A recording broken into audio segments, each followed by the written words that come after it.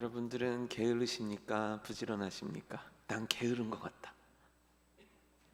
네, 나는 부지런한 것 같다.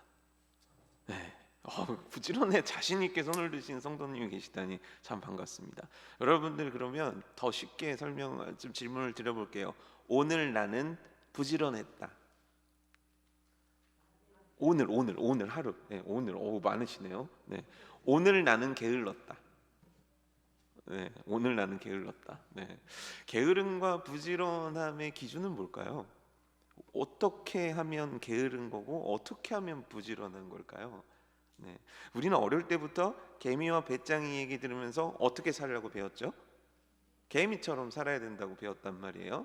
우리는 근면성실을 참 강조하는 민족이고 근면성실이 우리가 갖춰야 될 굉장한 덕목이었어요. 그리고 어릴 때부터 그 근면성실에 대해서 엄청나게 강조를 많이 받았단 말이죠. 고3 때 같은 경우는 잠을 3시간 자면 남편 얼굴이 바뀐다, 뭐 이런 얘기도 들었고, 잠을 조금 자고 많은 노력을 기울인 인생을 부지런하다라고 표현하고, 잠을 많이 자고 내가 뭔가 남들보다 덜 활동적으로 살아가면 그거는 게으르다. 우리는 어떤 기준에 의해서 우리가 살아온 어떤 삶에 대해서 또 누군가를 봐서 그런 나름의 기준을 가지고 내 삶을 부지런하다, 내 삶을 게으르다고 평가한단 말이죠. 그렇다면 과연 게으름의 기준은 무엇일까요? 오늘 이런 것들을 좀 재밌게 좀 나눠보고자 합니다. 오늘 본문 말씀 우리 한번 다시 읽어볼까요? 자, 성경책 안 덮으셨죠? 읽어볼게요. 시작.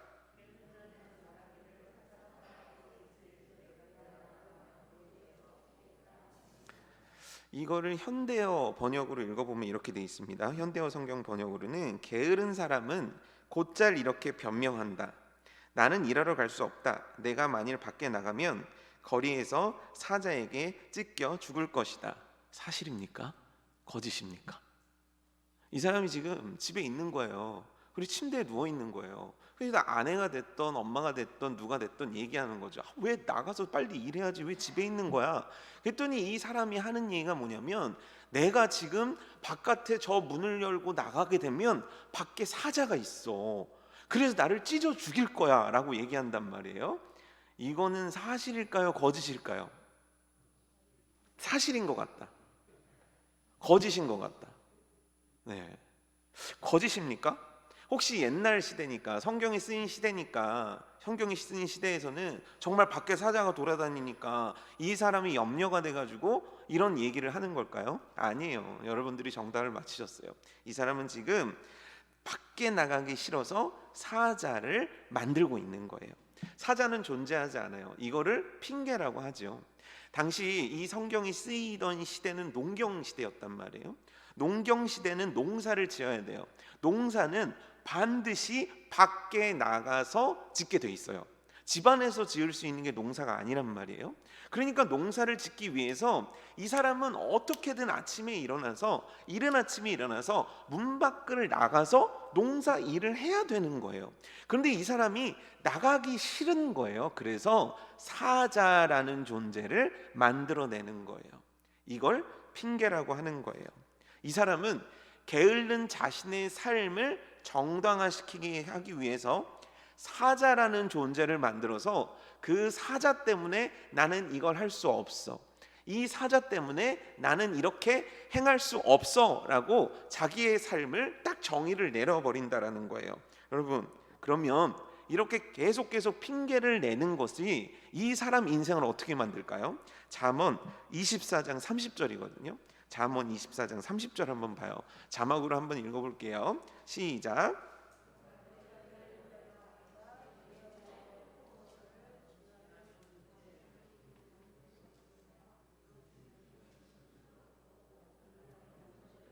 네, 잘 읽으신 거 맞으시죠? 네, 게으른 자의 밭과 지혜 없는 자의 포도원을 지나며 봤어요. 그랬더니 어떤 상태입니까? 가시덤불이 퍼져 있었고 지면에는 거친 풀이 덮였고 돌담이 무너져 있다. 농사를 몰라도 지금 좋은 상태입니까? 나쁜 상태입니까? 나쁜 상태죠. 이렇게 시간이 계속 흐르면 이 사람은 포도 농사에 성공할 수 있겠습니까? 없겠습니까? 굉장히 쉬운 질문들을 던지고 있죠. 이 사람이 농사에 성공할 거야 라고 생각하는 분들은 아마 이 자리에 계시지 않을 거예요. 이거는 안 봐도 뻔해요. 그래요. 가시덤불이 어쩌다 보니까 퍼질 수도 있다고 칩시다. 거친 풀이라는 건 잡초고 농사에 도움이 안 되는 그런 풀들인데, 그런 풀들이 어쩌다 보니까 덮였다고 쳐요. 하지만 농사꾼에게 돌담이 무너지는 건 용납할 수 없는 일이에요. 그 돌담은 내 경계거든요. 내 밭을 경계하는 게 무너졌다는 건 뭐냐면, 거듭된 게으름의 핑계들로 인해서 사자가 밖에 있다라는 걸 매일같이 얘기해서 굉장히 오랜 시간 동안 쌓여진 그 결과, 그 진행이 지금 이 사람의 포도원이라는 거죠. 자, 그러면 이 사람은 앞으로 망하게 될 거라고 우리는 모두가 예상하고 있어요. 성경에서도 이와 같이 얘기해요. 잠언 24장 34절 말씀이에요. 잠언 24장 34절 말씀, 우리 자막 보면서 한번 읽어볼까요? 시작.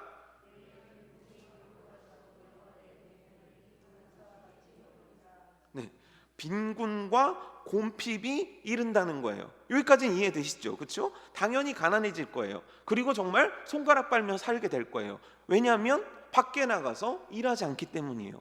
게으른 자의 핑계를 삼아서 계속 그 밭을 그대로 뒀기 때문이에요. 이 사람은 곧 망하게 될 거예요. 그런데 다시 한번 말씀을 좀 보여주시겠어요? 여기 아주 재밌는 표현이 쓰인단 말이에요. 궁핍과 곰핍이란 거는 너무 잘 이해할 수 있겠어요. 우리 24장 34절 다시 한번 자막 보여주세요. 네, 빈궁도 이해되고 곰핍도 이해돼요. 근데 빈궁이 어떻게 와요? 강도는 언제 와요? 시도 때도 없이 오죠. 그렇죠? 언제 올지 모르는 게 강도예요. 곰핍이 어떻게 와요? 군사같이 온다는 거예요. 어느 순간 내 삶을 확 쓸어버리듯이 온다는 거예요. 궁핍과 곰핍은 알았다는 거예요. 이건 누가 봐도 예상할 수 있는 거예요. 그런데 이 지혜 없는 자와 게으른 자의 포도원을 지나며 본즉 그 생각을 했는데, 중요한 건 뭐냐면 이 게으른 자는 그 공핍과 그 궁핍이 나에게 올 거라고 생각하지 못하고 있는 거예요. 그래서 우리가 읽었던 24장 34절은 누가 느끼는 거냐면, 본자가 느끼는 게 아니라 들은 자, 이 게으른 자가 느끼게 되는 빈궁과 곰핍이 밀려드는 현상을 이렇게 표현한 거예요. 나는 예상을 못했어요. 아니, 어떻게 예상을 못합니까? 그래서 나는 강도같이 그걸 맞이하는 거예요.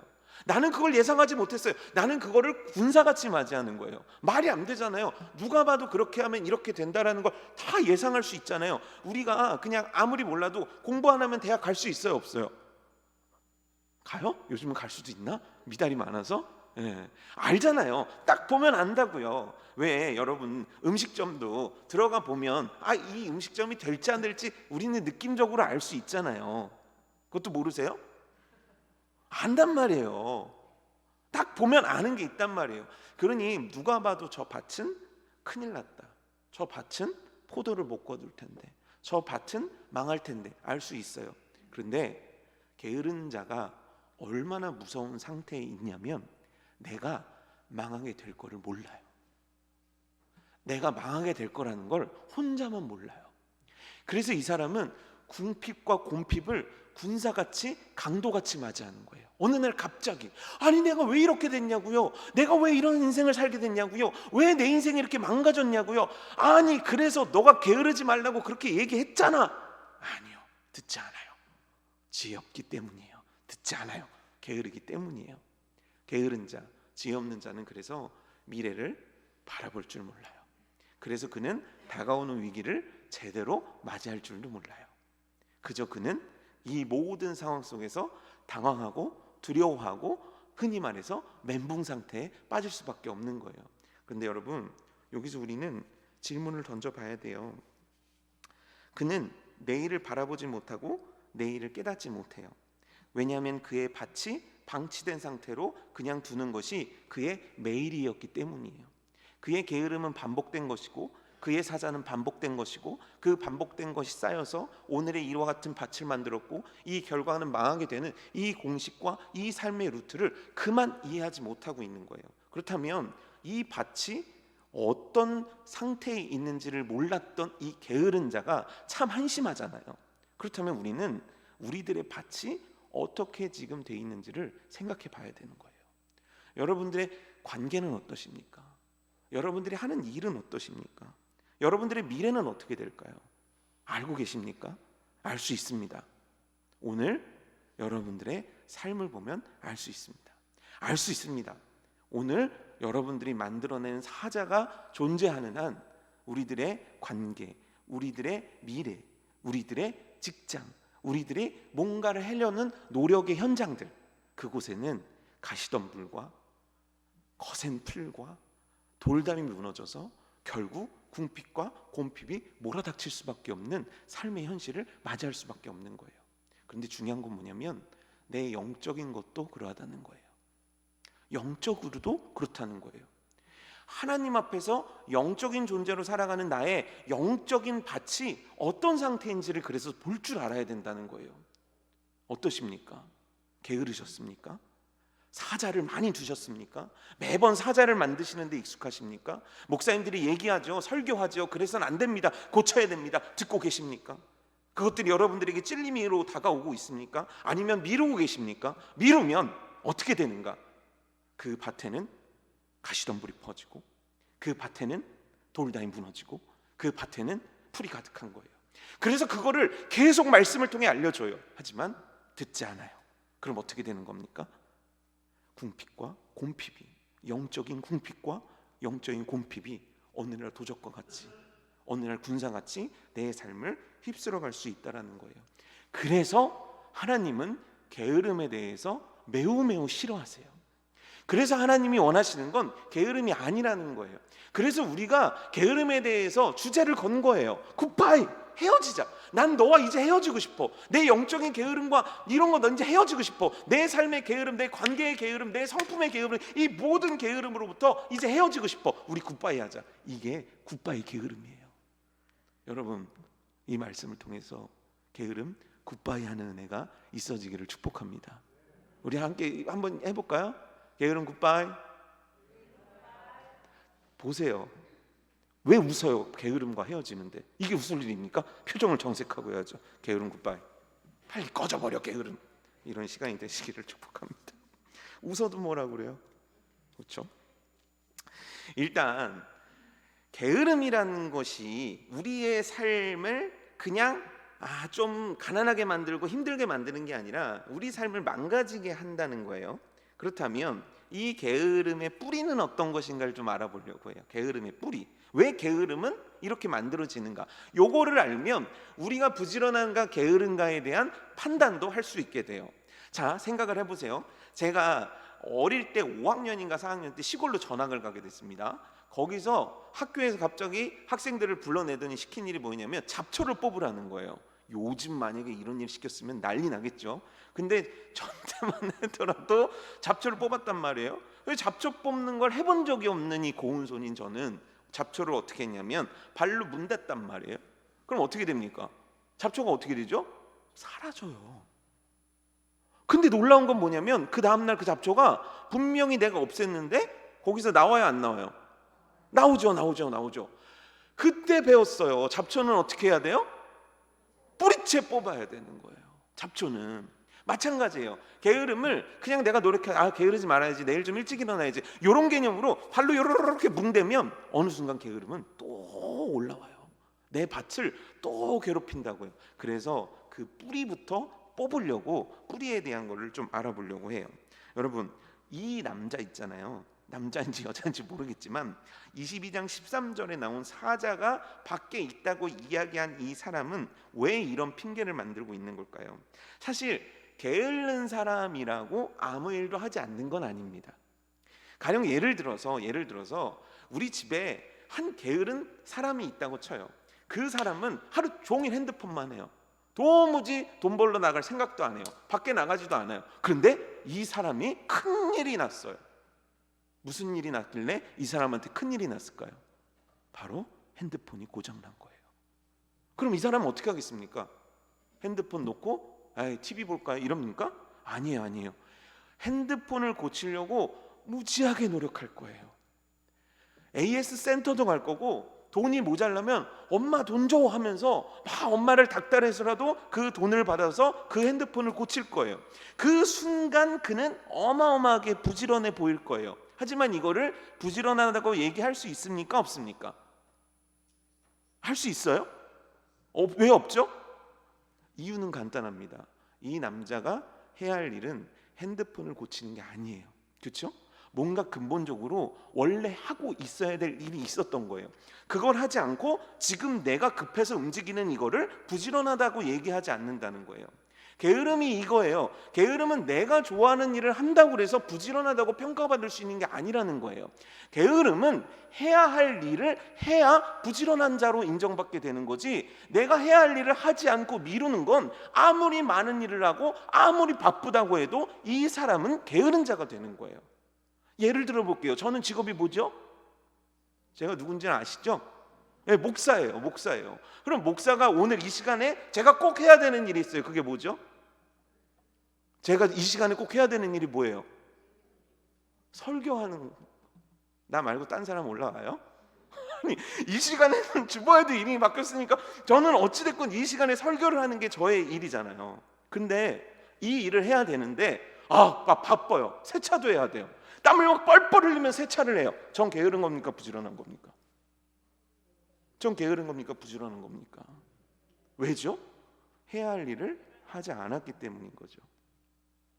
저는 참 쉽게 설명하는 사람이라고 생각을 해요. 근데 이제 오랜만에 찬양대가 이렇게 오셨는데 계속 오답을 내요. 이렇게 오답을 낼 수가 없어요. 그래서 매우 지금 마음이 편하지가 못하네요. 왜 이렇게 틀려요? 이게 왜 이렇게 대표적으로 틀리고 계세요? 네. 아니에요? 정답을 말하고 있는 거예요? 조금 있으면 저 때리시겠네요. 잘 생각해 보세요. 그렇다면 이 해야 될 일의 기준은 뭘까요? 이건 누가 정하는 걸까요? 내가 해야 할 일을 하는 게 부지런한 거예요. 그렇다면 이 해야 할 일을 결정하는 기준이 있을 거 아니에요. 내가 이 일을 꼭 해야 돼 라고 했을 때 이 일을 결정하는 기준이 있을 거 아니에요. 그럼 이 기준은 무엇이 돼야 될까요? 보통 사람들 같은 경우는 급한 일이 되겠죠. 그리고 뭔가 나에게 더 큰 이익이 되는 일들을 선택하겠죠. 하지만 우리는 누구죠? 예수님 믿는 사람들, 크리스천 아닙니까? 그렇다면 크리스천에게 가장 중요한 기준은 무엇일까요? 바로 하나님이에요. 결국 뭐냐면 게으름의 뿌리 속에는 내가 하고자 하는 거를 하고 싶은 자기 중심성, 자기를 사랑하는 것들이 있기 때문이라는 거예요. 그래서 사자를 만드는 거예요. 왜죠? 사자를 만들어야 돼요. 내가 하고 싶은 침대에 있어야 되거든요. 그런데 하나님이 원하시는 건 뭐냐면 문 밖을 열고 나가는 거예요. 그러니 그게 하고 싶지 않으니까 사자를 만들어내는 거예요. 게으름의 뿌리는 뭐냐면 내가 잠이 많은 것도 아니에요. 게으름의 뿌리는 내가 태어나기를 너무 느긋한 성품을 갖고 태어나서도 아니에요. 게으름의 뿌리는 놀랍게도 나를 사랑함이에요. 내가 좋아하는 걸 먼저 하고 싶어요. 내가 중요한 걸 먼저 하고 싶어요. 내가 원하는 것부터 하고 싶어요. 그런데 이거는 영적인 의미를 배제하고 실제 우리가 삶을 살아보면 알 수 있습니다. 실제 게으른 사람들 있잖아요. 게으른 사람들은 굉장히 이기적이에요. 예를 들어 볼까요? 집에 아들이 39살인데 직장을 그만뒀어요. 그리고 집에서 매일 게임만 하고 오후 4시에 일어나서 엄마 밥 줘 그래요. 그럼 여러분 가슴이 어떠시겠어요? 속이 어떠시겠어요? 우리 아들 언젠간 큰 일로 쓰실 줄 믿습니다. 이러시진 않을 거잖아요. 물론 그러실 때도 있지만 속이 막 부글부글 하실 거잖아요. 그러면 그 아들은 어떻게 해야 됩니까? 뭔가 해야죠. 그렇죠? 나가서 일을 하든지 뭔가 구직 활동을 하든지 최소한 4시에 일어나지 않는 선택을 하든지 뭔가 그래야 된단 말이에요. 근데 마냥 그러고 있어요. 왜요? 지금 나에게 중요한 건 내 삶이거든요. 지금 나에게 중요한 건 나의 이 늘어질 대로 늘어진, 엿가락보다 늘어진 이 삶이 나에게 너무 소중한 거거든요. 결국 게으름은 자기 중심성이 있어요. 이걸 옮겨야 돼요. 우리는 하나님 중심으로 살아가는 사람이에요. 게으름은 하나님 중심으로 가야 돼요. 왜냐하면 우리들의 인생을 평가하시는 분은 하나님이시거든요. 하나님이 나를 보고 잘 살았다 못 살았다를 평가하지 그 누군가와 비교해서 내가 잘 살고 못 살고가 결정되는 게 아니에요. 그러면 뭐냐면 하나님이 지금 나에게 원하시는 일들을 하지 않는다면 그건 게으른 사람이에요. 하나님이 지금 나에게 원하시는 일을 한다면 그건 난 참 부지런한 사람이 되는 거예요. 하나님이 원하시는 곳에서 원하시는 일을 하는 것이 진짜 부지런함이기 때문이에요. 하나님이 근데 원하시는 것들을 깨닫지도 못하고 내가 원하는 것들, 내가 바라는 것들, 내 욕망, 내 욕심에 따라서 내 삶의 우선순위들을 다 바꿔놓고 내 맘대로 살아간다면 그 사람은 하나님 앞에서 너무너무 열심히 살았던, 잠을 안 잤건 밤을 지새웠던 그는 게으른 자가 될 수밖에 없다는 거예요. 그 기준은 하나님이어야 해요. 왜냐하면 우리들의 모든 것들은 하나님을 중심으로 결정되고 있기 때문이에요. 여러분 게으르십니까? 오늘을 잘 생각해 보십시오. 오늘 부지런하셨습니까? 오늘 게으르셨습니까? 다시 한번 생각해 보세요. 하나님께서 원하시는 일들을 우선순위를 놓고 열심을 다해 하셨습니까? 하나님 앞에서 열심을 다해서 사셨습니까? 그럼 부지런한 인생이에요. 하지만 그냥 내 육신의 어떤 것들, 내가 그냥 하던 그런 열심으로 내 삶을 채워버리느냐, 하나님이 원하시는 것들을 하지 못했습니까? 그렇다면 나는 오늘 게으른 자인 거예요. 잠을 몇 시간 잤냐가 평가하는 게 아니라 하나님을 기준으로 하나님이 원하신 일을 했는가 하지 않았는가로 우리들의 부지런함과 우리들의 게으름이 결정된다는 것을 우리는 깊이 깨달아야 되는 거예요. 그러면 이제 어떻게 하면 좋을까요? 어떻게 해야 이 게으름에서 벗어날 수 있을까요? 누가복음 12장 28절에 이런 말씀이 있어요. 오늘 있다가 내일 아궁이에 던져지는 들풀도 하나님이 이렇게 입히시거든 하물며 너희일까 보냐 믿음이 작은 자들아. 이 말씀이 의미하는 게 뭐예요? 자 얘들아, 내일 아궁이에 떨어지는 들풀도 하나님이 입히신다. 그러니 너희들 염려하지 마. 내가 너희들을 입혀줄게. 이 말씀 아닙니까? 근데 이렇게 입히실 때 하나님이 쓰시는 도구 하나가 있는데 그건 뭐냐면 일이에요. 하나님은 사람을 일하도록 만드셨어요. 우리들이 일을 할 때 하나님이 이와 같은 은혜를 베푸시는 거예요. 만약에 나는 하나님이 줄 줄 믿어 그리고 게을르게 살아간다면 이거를 지칭하여 위장된 게으름, 거룩을 위장한 게으름인 거예요. 더 나쁜 거예요. 하나님은 반드시 우리의 노동을 통해서 우리의 일을 통해서 일하신단 말이에요. 제가 옛날에 이걸 깨달지 못하고 시험 기간 전날이면 항상 욕을 했던 한 사람이 있어요. 누구였냐면 아담. 네. 왜요? 선악과를 먹었잖아요. 아담이 선악과를 먹어서 내가 시험 공부하게 됐다는 거죠. 이게 얼마나 철두철미한 논리입니까? 아담이 먹지만 않았으면 나는 그냥 에덴 동산에서 띵간띵간하면서 과일이나 하나 깎아 먹고서 이러고 있을 텐데, 세상에 아담이 그 죄를 저질러서 내가 이렇게 고생하는 거야, 공부하는 거야, 이렇게 생각했거든요. 그런데 성경을 보니까 그게 아니더라고요. 하나님이 아담에게 일을 시키셨더라고요. 그래서 아담이 그 동산의 관리를 맡았어요. 하와와 함께 둘이 그 동산의 관리를 맡기셨는데 하나님이 어느 날 굉장히 특별한 일을 또 하나 시키시네요. 그거는 바로 동물들의 이름을 짓는 일이었어요. 여러분, 이름 짓는다는 게 얼마나 어려운 일입니까? 근데 아담은 그 모든 일들을 했다는 거예요. 이 얘기가 하는 건 뭐냐면 하나님께서는 사람을 일하도록 만드셨고, 일이라는 건 사람을 불행하게 만드는 것이 아니라 하나님의 은혜의 도구로 일을 사용하신다는 거예요. 그래서 우리가 이 땅에서 일을 하며 살아갈 수 있게 만드셨을 뿐만 아니라 놀라운 건 뭐냐면 영적인 것도 일을 해야 돼요. 영적인 것도 일을 해야지 하나님의 은혜를 경험한다는 거예요. 영적인 것들을 일을 해서 하나님의 은혜를 경험한다. 요거를 두 자로 뭐라 그럴까요? 진짜 맞히시는 분 제가 진짜 인정하겠습니다. 성화라고 해요. 열정 틀렸어요. 성화예요. 하나님께서 주신 일이에요. 너는 거룩해지라는 거예요. 일이라는 게 뭡니까? 해야 되는 거예요. 뭐를 해야 돼요? 말씀을 들어야 돼요. 말씀을 읽어야 돼요. 기도를 해야 돼요. 그리고 깨달은 바를 행해야 돼요. 이게 일이에요. 하나님이 주신 거룩을 위한 일을 주셨는데 그게 성화라는 거예요. 하나님은 이걸 통해서 일하기 원하신다는 거예요. 그래서 여러분, 놀랍게도 이 부분에 게으름이 들어오게 되면 우리는 성화를 제대로 하나님이 원하시는 일을 할 수가 없고 은혜를 경험할 수가 없는 거예요. 하나님은 우리를 일을 하기를 원하시는데 영적으로도 일하기 원하신다는 거예요. 그래서 우리를 성화시키시는 거죠. 아니 그러면 하나님 뭐토록 우리한테 자꾸 일을 시키십니까? 그냥 만들 때 그냥 완벽하게 만들어 버리시지. 그래서 그냥 구원 받았어 그럼 구원파 교리처럼 그냥 죄 하나도 틈타지 않고 완벽하게 그냥 끝 이래 버리면 우리가 얼마나 좋았겠어요. 근데 여러분 성화를 통해서 하나님이 주신 은혜가 뭔지 아십니까? 이거를 잘할 수 있는 게 뭐냐면 광야 가운데 이스라엘 백성들을 보면 알 수 있어요. 광야 가운데 이스라엘 백성들에게 하나님이 하신 역사가 뭐죠? 하나님만 의지하게 만드시는 거예요.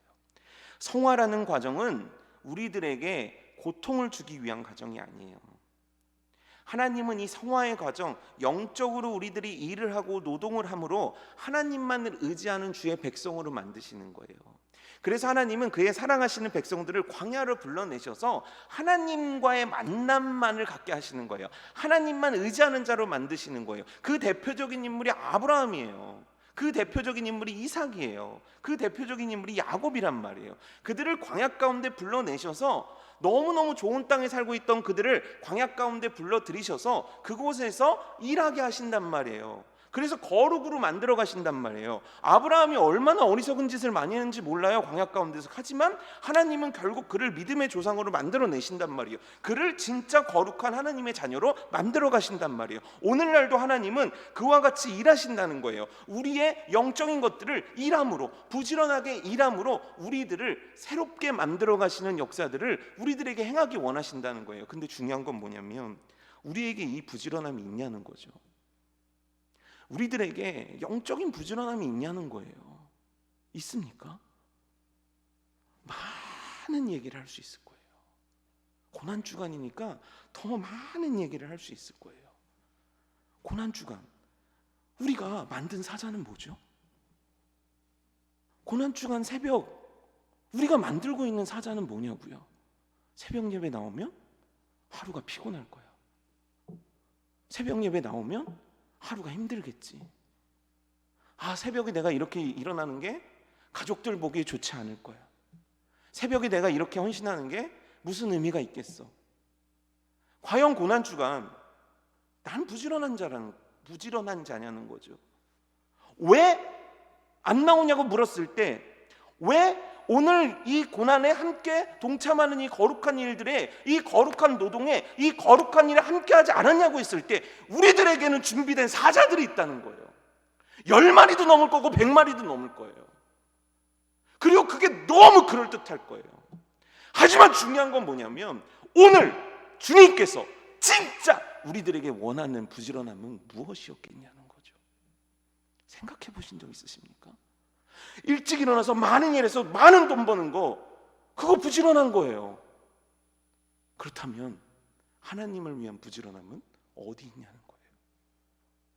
거룩하게 하시기 위해서 우리들에게 성화라는 선물을 주시고 그 선물을 통해서 나를 만나 주시고 나와 동행하시면서 나를 만들어 가시는 그 하나님의 놀라운 은혜의 방편은 우리들의 사자가 다 뺏어가고 있는 거예요. 우리들의 사자는, 우리들의 신앙과 우리들의 사자는 우리들의 성화를 가로막고 있는 거예요. 가장 중요한 것을 막는 거예요. 가장 중요한 것을 하지 못하도록 하는 거예요. 그래서 우리의 영적인 밭이 돌단이 무너지게 하는 것이고, 가시덤불이 퍼지게 하는 것이고, 거친 풀이 지면에 덮게 하는 것이고, 언젠가 곰핍과 궁핍이 군사와 강도같이 몰아닥치지만 그때 놀랄 수밖에 없는 게 우리들의 현실이 될 수밖에 없다는 거예요. 그럼 어떻게 해야 되는가? 우리는 영적인 부지런함, 영적인 일에 대한 부지런함을 회복해야 돼요. 아니, 영적인 부지런함을 위한 고단함을 선택해야 돼요. 고단해야 해요. 왜냐하면 모든 부지런함에 붙는 단어는 절대적인 헌신이 필수적인 단어이기 때문이에요. 생각해 보세요. 김장하는데도 어마어마한 노력이 필요한 거예요. 그 작은 거 하나 하더라도 어마어마한 애씀이 필요한 거예요. 일찍 일어나서 배추를 절이고 야채를 다듬고 이틀 3일 몸살이 걸리면서 하지 않으면 그 김장이란 미션을 완수해낼 수가 없는 거예요. 그런데 한단 말이에요. 왜요? 먹기 위해서요. 그런데 고난주간이랑 하필 걸려도 고난주간에 걸리셔서 죄송합니다. 고난주간이라는 이걸 하기 위해선 절대적인 헌신이 필요한 거예요. 피곤해야 된다고요. 고돼야 된다고요. 눈이 튀어나올 것 같아야 된다고요. 마그네슘 결핍으로 눈빛이 막 떨려야 된다고요. 이게 당연한 거라고요. 이게 영적인 부지런함의 필수적인 거라고요. 이건 너무너무 당연한 거예요. 이걸 우리는 알고 있다니까요. 우리 인생에서 시험 전날 밤새잖아요. 왜요? 시험 잘 보려고요. 그럼 시험 기간이 얼마큼입니까? 일주일도 되고 대학생들은 막 2주씩 되죠. 그럼 밤 열심히 샌단 말이에요. 약도 먹어간단 말이에요. 막 드링크도 마고간단 말이에요. 그래서 시험을 잘 보려고 애를 쓰는 굉장히 헌신된 노력을 거기다 쏟아붓는단 말이에요. 고단에도 참고 한단 말이에요. 그런데 일주일이잖아요. 아니 5일이잖아요. 5일의 고단함도 우리가 참아내지 못한다면 과연 우리가 영적으로 부지런한 자가 될 수 있겠냐는 거예요. 내 밭이 하나님이 기뻐하시는 포도 열매로 가득한 밭이 될 수 있겠냐는 거예요. 내 밭이 나에게 맡겨주신 밭에서 열매가 주렁주렁 맺혀서 하나님 기뻐 웃으실 수 있으시겠냐는 거예요. 고대해야 돼요. 부지런함은 고대해야 해요. 예수님도 고되게 사셨어요. 예수님이 얼마나 힘들게 사셨는지 여러분 알고 계십니까? 식사하실 시간도 없어요. 주무실 시간도 없어요. 저는 그 장면을 보는데 너무 짠했던 장면이 뭐냐면 예수님이 배에 타세요. 근데 배 뒤편에서 주무신단 말이에요. 근데 폭풍우가 임한단 말이에요. 근데 예수님이 깨지를 않으시는 거예요. 육신이 너무 고되셨던 거예요. 밤새 일하시는 거예요. 그런데 새벽에도 일찍 일어나시는 거예요. 기도하시려고. 다 보내놓고 늦은 밤까지 기도하시는 거예요. 수면 시간이 얼마 안 되시는 거예요. 십자가에 못 박히기 전에는 밤새 땀방울이 핏방울이 되도록 기도했다고 나오잖아요. 이게 의학적으로 가능한 일이래잖아요. 사람이 극도의 스트레스를 받으면 실핏줄이 터져가지고 피가 땀방울에 맺혀서 나온다는 거 아닙니까? 그걸 의학적으로 제가 밝힌 것도 아니고 내셔널 지오그래픽시가 밝힌 거 아닙니까? 핏방울이 되는 거예요. 그 극도의 스트레스와 그 극도의 피로감과 그 극도의 고단함 속에서 십자가에 못 박히러 가신 거예요. 그래서 실제 예수님은 십자가 처형 때문에 돌아가시지 않았어요. 그 전에 이미 예수님의 몸은 끝나 있었다는 거예요. 십자가를 지고 그 골고다 언덕을 오를 때 넘어지신단 말이에요. 그러면 이 넘어지시는 충격이 덤프트럭과 충돌하는 충격과 맞먹는다는 거예요. 그 충격으로 이미 뼈가 으스러질 대로 으스러지셨고 채찍을 통해서 이미 폐에 물은 차졌고 숨조차 쉴 수가 없는데 십자가 처형이란 게 우린 이렇게 알고 있지만 몸을 비틀거든요. 몸을 비틀어서 하니까 그 숨조차 쉴 수 없는 고통 가운데 신음하다가 돌아가신 거예요. 왜요? 왜 그 고됨을 선택하신 겁니까? 하나님 아버지의 말씀에 순종하시려고요. 우리들에게 고됨을 보여주셨단 말이에요. 여러분, 신앙생활은 고돼야 돼요. 신앙생활은 절대 편할 수가 없어요. 세상이 우리들에게 하나님을 향한 거룩의 시간을 많이 뺏어가고 있는 시대 아닙니까? 그러면 우리가 진짜 바른 신앙인으로 살아가려면 자기 개발도 하고 공부도 하면서 투자도 하면서 이것저것 다 보고 공부하고 다 하고 거기다가 거룩의 삶까지 살려면 우리들의 24시간은 고돼야 돼요. 이걸 받아들여야 돼요. 고된 삶을 사십시오. 영적인 고된 삶이 우리들에게 계속되는 게 축복이에요. 영적으로 고돼야 돼요. 예수님이 보여주셨듯 여러분들에게 이 결단이 있기를 원해요. 영적으로 부지런해지십시오. 고단함으로 나오십시오. 고단함을 즐거이 받아들일 수 있는 것이 여러분 되기를 주님의 이름으로 축복합니다. 아멘. 적죠? 네. 이 지혜, 그 부지런함을 선택하는 거 말고 또 하나 선택해야 되는 게 있는데, 사실 일이라는 게 그렇잖아요. 같은 일이라도 어떤 사람한테 맡기면 잘하죠. 근데 어떤 사람한테 맡기면 일을 잘 못해요. 그렇죠? 안 그렇습니까? 그렇더라고요. 똑같은 청소도 군대에 있을 때 보니까 어떤 후임한테 시키면 뒤를 돌아다 볼 필요 없이 깨끗이 하고, 어떤 애는 계속 잔소리를 해야만 되는 애들이 있더라고요. 이 차이가 뭘 갖고 있을까? 무슨 차이일까요? 둘 다 열심히 했대요. 지혜로움의 차이거든요. 지혜로움. 결국 우리가 하는 이 게으름을 물리치기 위해서는 지혜로움이 필요하다라는 거예요. 우리가 많이 쓰는, 기도에서도 많이 하는 얘기인데, 얼음 냉수 같은 일꾼 되게 해주세요. 이 말 들어보셨습니까? 추수날에 얼음 냉수 같은 일꾼 되게 해주세요. 들어보셨습니까? 좀 이렇게 들었으면 못 들었다 이렇게 해주세요. 들으셨습니까? 네, 감사합니다. 재명이가 못 들었구나. 재명이 때문에 설명해 드리도록 할게요. 추수 때가 됐단 말이에요. 잠언 말씀인데, 추수 때 목마른 거예요, 주인이. 그런데 생각을 해보세요. 커피포트에 100도씨짜리 믹스 커피를 갖다 줘요. 그럼 어떻겠어요, 주인 입장에서? 고맙다고 하겠어요? 근데 얼음이 동동 들어간, 막 머리가 막 아플 정도로 아이스 아메리카노 시원한 걸 딱 갖다 줬다고 해봐요. 그럼 그걸 마실 때 그 주인이 어떻게 생각하겠어요? 야, 너 센스 있구나. 야, 너 지혜롭구나. 바로 이거잖아요. 그런데 성경에서 어떻게 나오냐면, 추수하는 날에 어떤 일꾼은 얼음 냉수 같은 일꾼이 있고, 어떤 일꾼은 눈에 연기 같은, 이에 초 같은 일꾼이 있다는 거예요. 눈에 연기 같은 게 뭐예요? 눈에 연기 들어가면 어떻게 되죠? 눈물 나오죠. 그걸 구분하는 건 부지런함이 아니에요. 그렇죠? 뭡니까? 지혜로움이에요. 그래서 놀랍게도 24장 30절에 보면 게으른 자의 밭이라고 얘기하지 않고 게으른 자와 지혜 없는 자의 밭을 지나며 본즉 이렇게 나와요. 그렇다면 이거를 역으로 생각해보면 뭐냐면, 부지런한 자는 지혜롭게 일한다라는 거예요.